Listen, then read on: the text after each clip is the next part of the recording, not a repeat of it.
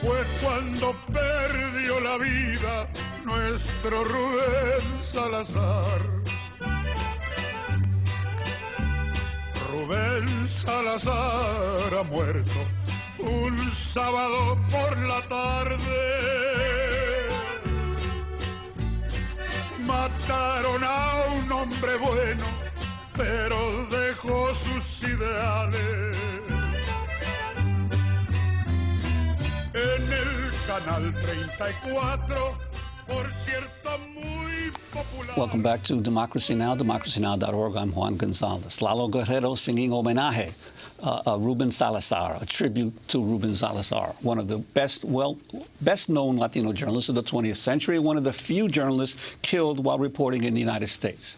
This Sunday marked the 40th anniversary of his death.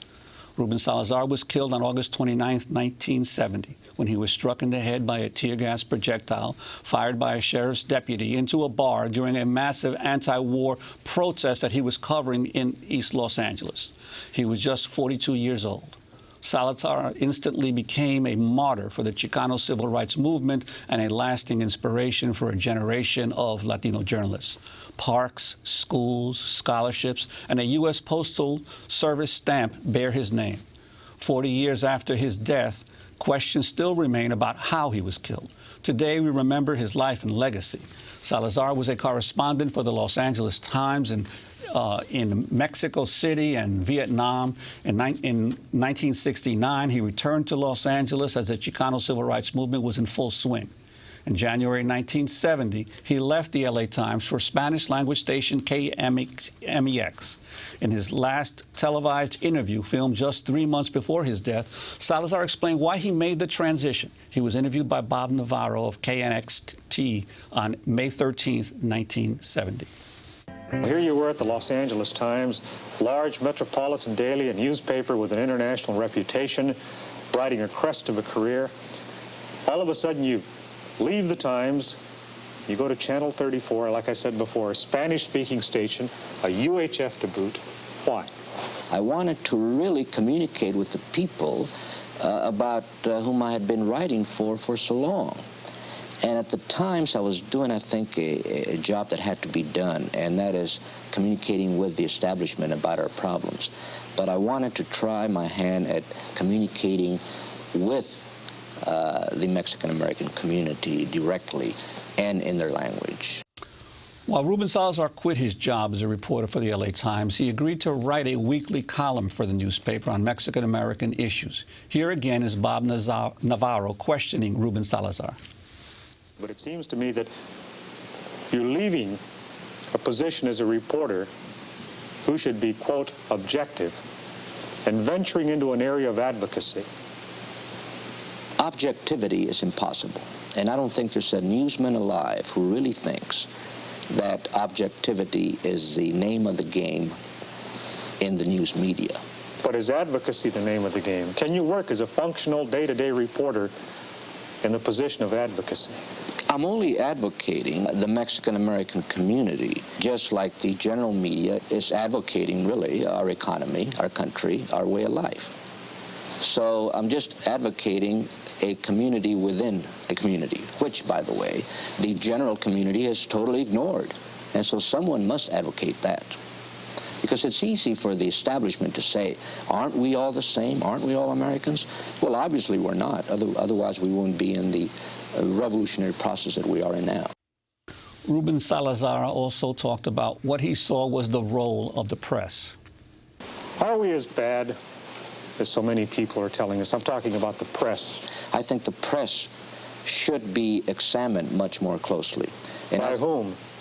By everyone. Somebody should review us and tell us what's Should the wrong. Government review us? Well, of course not. The government has no business telling the press what they should. I mean, they should tell us what they think, but they certainly should not try to intimidate us. They don't want the press to rock the boat, and I think the press's obligation is to rock the boat. Those clips courtesy of the documentary short Since Salazar by filmmakers Lalani Montes and Victoria Fong. 3 months after that interview, Rubén Salazar was covering the National Chicano Moratorium against the Vietnam War, a massive anti-war march that drew some 30,000 people to Los Angeles' East Side. Police clashed with the marchers and fired tear gas into the crowds. Rubén Salazar was there covering it all. After several hours, he decided to take a break at the Silver Dollar Bar with his KMEX team. A sheriff's deputy fired a tear gas canister into the bar. It struck Rubén Salazar in the head, killing him. For 40 years, speculation and controversy have swirled around what happened. The Los Angeles County Sheriff's Department is now considering releasing thousands of pages of official documents that could shed light on Salazar's slaying. For more on the life and death of Rubén Salazar and on the Chicano Moratorium, we're joined by 3 guests. Felix Gutierrez is a professor at the Annenberg School for Communication and Journalism at the University of Southern California. He joins us from Los Angeles. Joining us on the telephone is Rodolfo Acuña, a professor emeritus of Chicano Studies at California State University at Northridge. He's the author of 21 books, including Occupied America, A History of Chicanos. And Robert Lopez is an investigative reporter at the Los Angeles Times. He has been investigating Rubén Salazar's death, and his latest article offers new insight about the contentious relationship between Salazar and Los Angeles police in the months before he was killed. We welcome you all to Democracy Now! I'd like to start with Felix Gutierrez of the Annenberg School for Communication and Journalism. Felix, if you can, tell us a little bit about the importance of Rubén Salazar and his early career, especially for the Southern California community, but for Latinos around the country. Well, Rubén Salazar really had no equal in American journalism, in that he was a Latino working in general circulation media, general audience newspapers at a time when very few of us were found there. He started out in El Paso in the early 1950s when he graduated from Texas Western College, then works in Northern California in the late mid-1950s, and comes to Los Angeles in 1959 and ends up at the Los Angeles Times. There were Latinos working in the media, but they weren't working in covering our community. And he, for the first time that I can determine, did a series of articles that looked at East LA, which is the Mexican part of town in those days, with more compassion, with more interest, developing our own sources. We used to have a saying in those days that the reporters got into the community, into the barrio, right after the police. And unless there was some kind of a problem or issue or law enforcement thing, you just didn't see journalists there.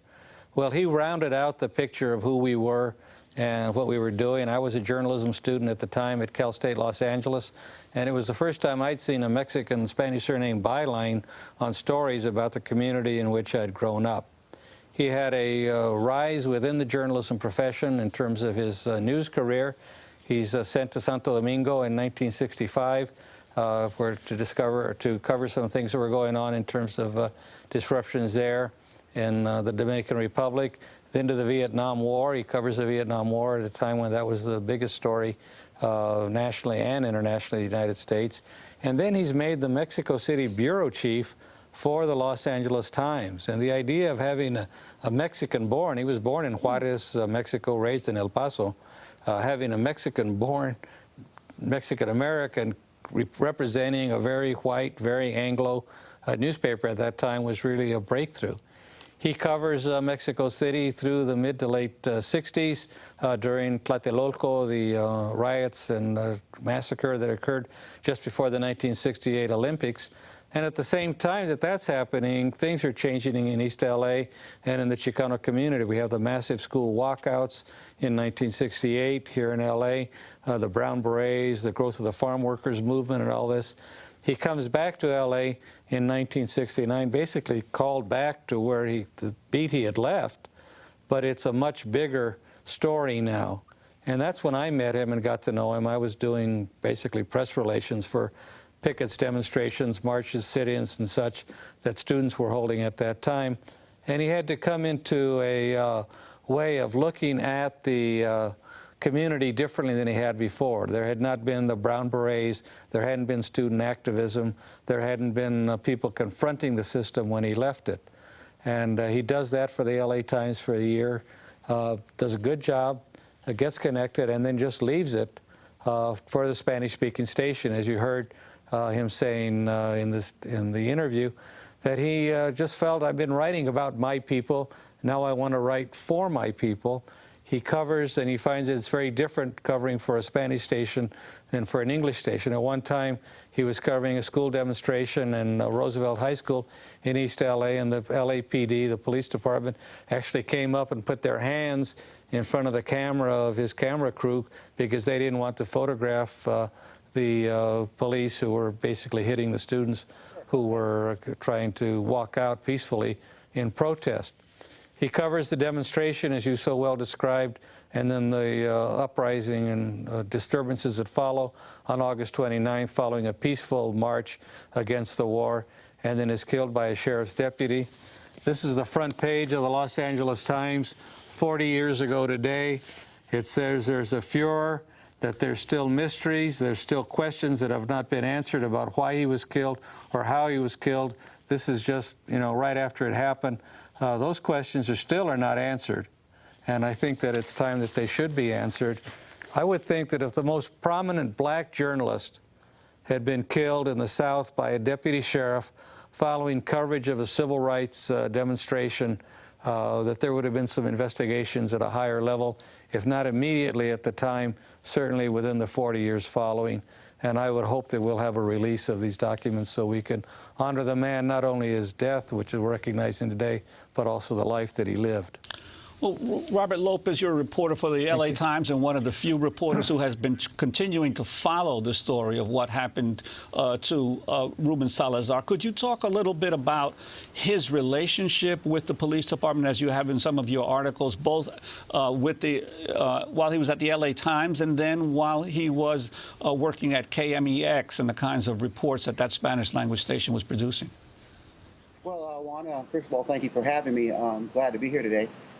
Rubén Salazar was a hard-hitting reporter from his earliest days in El Paso. He covered police there. One time even pretended to be drunk to get arrested and taken into the El Paso City Jail, which at that time was infamous for its brutality and other problems. He exposed it there. When he was in Petaluma working for the Santa Rosa Press Democrat in the mid-50s, he tangled with the city council and police over government issues there, according to his colleagues there, whom I've spoken with. And that sort of hard-hitting, aggressive style carried with him into the city of Los Angeles when he came to the Times. And in the late 1960s, as Felix said, Rubén came back to the Times newsroom and left for KMEX. Within 2 months of arriving at the TV station, he and his crews clashed with the LAPD. It was a very turbulent era, and I think, we have to look at that time during its proper context. The civil rights movement was raging across the United States, and that was certainly no exception in the barrios of the Southwest, where Mexican-American activists were demanding better educational opportunities, civil rights, an end to the war in Vietnam, where Mexican-Americans were dying in heavy numbers. And, Rubén covered all of that. But specifically regarding the police, his crews at KMEX were filming a protest, one of several that had occurred that week. And according to the transcript of the newscast that was in an LAPD file, I observed a lieutenant from the Hollenbeck station of the LAPD tried to block one of the cameramen from filming a boy who was being dragged for what appeared to be no apparent reason. Rubén complained about that in a column in the LA Times that he wrote 2 days later, and that infuriated then Chief of the LAPD, Ed Davis, according to the records that I've examined from the LAPD files on Salazar. Davis was extremely upset. He accused Salazar of a total lie. The records show he fired off within a span of less than a week 2 letters to the editor of the LA Times demanding a retraction, accusing Salazar of talking about information that he was getting secondhand. And so, just as I said, within days of arriving literally at KMX, he was in hot water with the police. But that was really just the beginning.